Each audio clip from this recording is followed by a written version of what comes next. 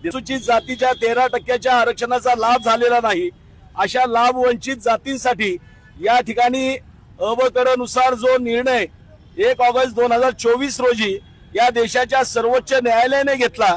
त्या निर्णयाची अंमलबजावणी करण्याकरता ही पदयात्रा नागपूरच्या दिशेने या ठिकाणी माझ्यासोबत केवळ 27 हे पदयात्री या ठिकाणी राहणार आहे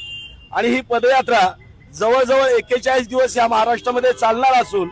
या संपूर्ण महाराष्ट्राच्या 16 जिल्ह्यातून संपूर्ण महाराष्ट्रातील या शोषित पीडित जातींच्या या ठिकाणी जो विषय आहे जे प्रश्न आहेत ते प्रश्न नागपूर या ठिकाणी अधिवेशनामध्ये मांडण्याकरता आम्ही जात असताना आज जर परिस्थिती पाहिली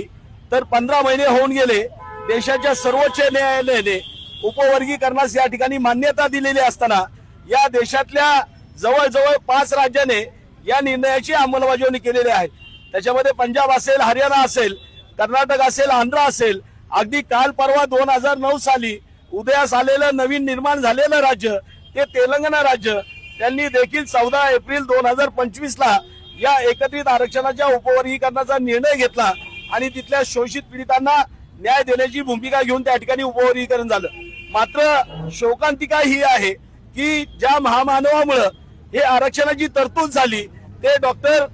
बाबासाहेब आंबेडकर ते याच महाराष्ट्राचे सुपुत्र आणि ज्यांनी या सुप्रीम कोर्टाचे जे अध्यक्ष ज्यांनी या उपवर्गीकरणाचा निर्णय घेतला ते देखील महाराष्ट्राचे सुपुत्र म्हणजे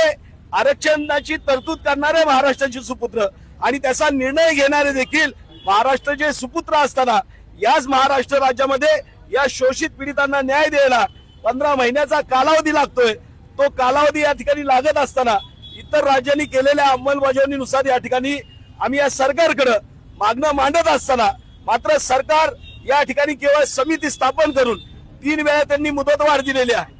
आणि ही मुदतवाढ या ठिकाणी तात्काळ आपण तो अहवाल या ठिकाणी घेऊन आपण या ठिकाणी या शोषित पीडितांना न्याय द्यावा या प्रकारची विनंती करायला हा सर्व समाज नागपूरच्या दिशेने निघालेला आहे।